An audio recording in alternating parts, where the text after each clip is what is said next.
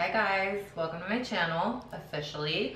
I am going to talk about the full moon in Scorpio, since I'm a Scorpio and I relate like a motherfucker. So it comes in on the 29th of April, 2018, in case this is like a year later and you're watching. So some of you guys know me from Instagram, and I've talked about this shit like on my stories and whatnot, and now I've made kind of like a full-fledged transition, which is very Scorpio of me, to just go from one thing and totally transform because it's my passion. All right, so the full moon going into Scorpio on April 29th, 2018, right? Now's a good time for ambitious projects. You have Saturn in Capricorn and it's sextiling the moon in Scorpio. So little rundown on that shit. So Saturn is the planet of structure, right? It's cold hard truth. It's the reality check. It has the rings around Saturn, structure, right? Capricorns are very ambitious because they're the 10th house. It's your career, it's your public image. The moon is your emotions. What's your emotions? Your emotions are the driving force of what you manifest. So what you think brings on a feeling, and then what you feel is what you're attracting. That's the law of attraction, The Secret, how they're like, oh, you have to feel, you know, what you're trying to manifest, and you're like, how the fuck am I supposed to feel like a millionaire when I'm not a fucking millionaire, right?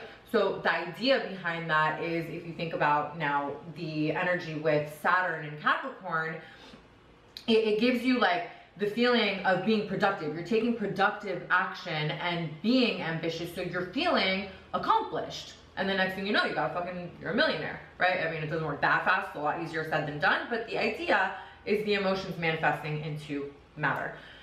So the moon represents your emotions. It's in Scorpio. So we already said that Capricorn is very ambitious, right? It's like a go-getter, it's driven, it's career-oriented, it's realistic. And then Scorpio, which I am a Scorpio again, and also like I have a lot of planets in Scorpio. So if you are by any chance a Scorpio, or if you have some planets in Scorpio, it might, like the moon might conjunct that planet, and it might affect the way you operate in whatever planet we're talking about. Scorpio is very deep, very intense, passionate. It's also very sexual. It's ruled by the genitals, right? So sexual energy is also creative energy. So you have your creative energy with the ambition of Capricorn and the structure of Saturn. It's like, dude, it's time to get shit done, right? And like not be too much in your fucking feelings, because Scorpios are very deep, they're intense, it's the detective of the zodiac. I'm sure we're all like on that, you know, stalking tip right now, because we're the detectives. We want to know everything, and more so, in not in a superficial way, but more so in a sense of like truth seekers, you know? So if you're always seeking truth, with the moon being full, it'll illuminate that for you. It'll bring you, like, it'll give it to you, you know? So whatever it is that you're looking for right now, consciously or subconsciously, you know, or even out loud, like, I just want to fucking know this, that, or the other, the full moon will illuminate that for you.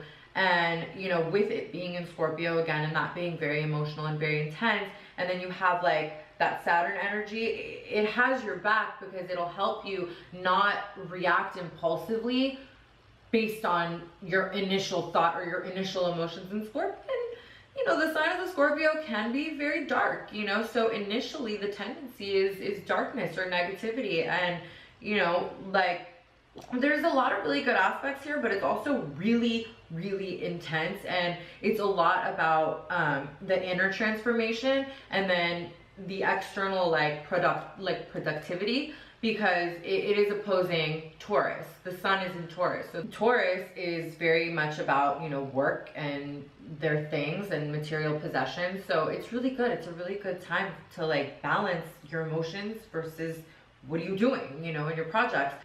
So with the moon illuminating things in your life and bringing everything to light and kind of allowing you to see things for what they are, it'll highlight like how you're seeing or feeling, you know, about your relationships, people you work with. The sign of Scorpio also rules other people's money, shared resources. So it's like, even if you're starting a business right now, or if you're doing something where you need an investment, you know, or funding, you might attract that with, especially with the whole Saturn and Capricorn situation. And it highlights how you're looking at your relationships, how you feel about, you know, the things around you, the people around you, whatever. If you're sharing anything with anybody, most of the time when it comes to the Scorpio energy, it's an emotional thing that somehow leads to something tangible, or it's just shared money, you know, and resources and like actual things.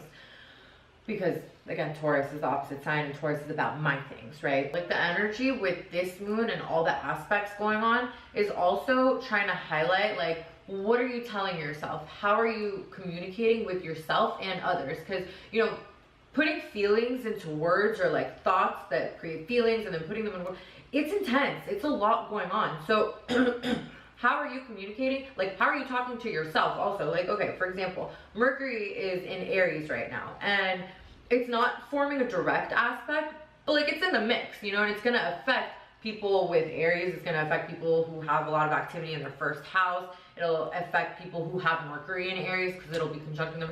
So it's like, again, knowing your chart, you know, really helps to know on a personal level, not just like on a collect, because this is more as like a collective, how the vibe is affecting people. Because if you think about like the planets, right, it's a cosmic system, and it's of energy, right? It's a cosmic system of energy, and it's all lined up in a way where it just vibrates, right? And at that vibration, it cycles down to us, where we're Earth and we see all this shit, we feel this. So knowing yourself and knowing your chart and knowing just the vibrations around you helps you make sure that your fate isn't determined by that energy. You know what I mean? So you can transcend that shit, because you can change the way you think. You know what makes you tick, or like somebody that you're dealing with and like the sign that they are, you know what makes them tick, you know what's happening in the cosmos, so you can actually change your thought process, change the way you feel, and change the situations that you're attracting into your life. So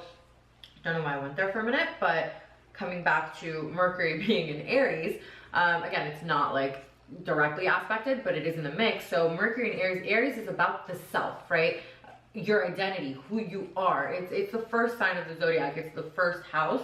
So that is like your identity. It's you. And the self is, again, how are you talking to yourself? How are you communicating with yourself? How are you feeling about yourself? It's going to bring that in. And another really cool thing about this is like, Aries is kind of a detached energy. It's fire. So fire lights up and it burns out really quick. You know, not to say that like that's something. I have Aries rising, so nothing against Aries, you know, but their passions, like they have flaring passions, you know, but they also, if things aren't working out, which this happens to me a lot, if things aren't like working out the way they're planning it, they'll just kind of give up, you know, and like move on to another project, because it's like a go, go, go. They want to get things done.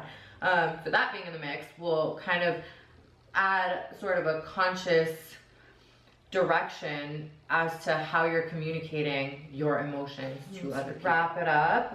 Another thing that's going on. Okay, so the last thing. Scorpio is symbolized by the phoenix.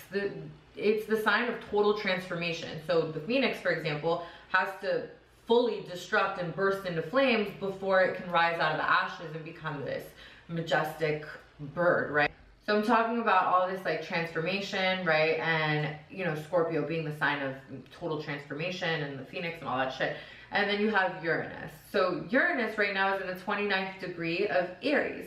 And what does that mean? So when Uranus goes into a sign, basically what it does is it disrupts the energy, basically of everybody, but mainly for like within the characteristics of that sign. So Mercury is now moving into Taurus, which what's in Taurus? The sun is in Taurus, right? And that's opposing our moon. So it's like, there's a big shift happening. So if you think of like, did I say Mercury is moving into, Uranus is moving, whatever the fuck I said, but Uranus is moving into Taurus. And because it's at the 29th degree, it's like getting ready for the transition. So if you think of the energy, it's like a arrow being pulled back. So you can feel the tension, because once it lands, it's like a fucking earthquake. Well, it's Earth. It's actually landing in an Earth sign. So yeah, ironically, it's an earthquake. But so, okay, so Uranus is making its transition. So once it kind of moves into another sign, think about it like it basically like picks up your world, shakes it up, and then drops it back off like a little to the left. Uranus moving into Taurus, it's like you can legit like think of like an arrow being pulled back. Like you're that arrow. And I'm not talking about a specific sign, but if you know your birth chart, God, it's so fucking fascinating. Like when I found out like where everything is affecting my shit on a personal level, things just started to make so much sense, and like the dots really started to connect. It'll blow your fucking mind. So it's disruption, it's sudden change, but the thing is it's revolutionary. It's for your highest good. And I mean, I know some Aquariuses that like they don't have patience for nonsense. Basically, Aquarius is like the genius of the zodiac, and Uranus rules Aquarius, and it wants things in your life to run more smoothly because it doesn't have patience for bullshit. It's the genius sign, right? It governs computers, you know, so think about how fucking genius that is. So when Uranus is disrupting your life, it's so that things can go according to your plan. That being said, that in the mix, you know, it's really like a time of transformation, but transforming for the better, and really like doing things that maybe you were procrastinating on. Now's a good time to get that shit done. Relationships, if something is going on, you know, take a step back, breathe, think about it rationally, and now's a really good time to think about it rationally. Yes, Neptune is in Pisces, and that can cause confusion, again, depending on where it falls in your personal chart. As a collective, the strongest influences are the sun, the moon, especially when it's a full moon, and what's being aspected and what's super close to it. That wraps up my first YouTube video about the full moon in Scorpio. And yeah, I mean, again, it does affect everybody as a collective, but if I mention your sign more so than others, chances are it is more predominant in your chart. So that's why it's really good to know your own chart. And if you do want a personal reading, check out the description below. Not trying to sell myself, I'm just saying it's fucking fascinating. Yeah, that's it. And don't forget to like and subscribe to my channel.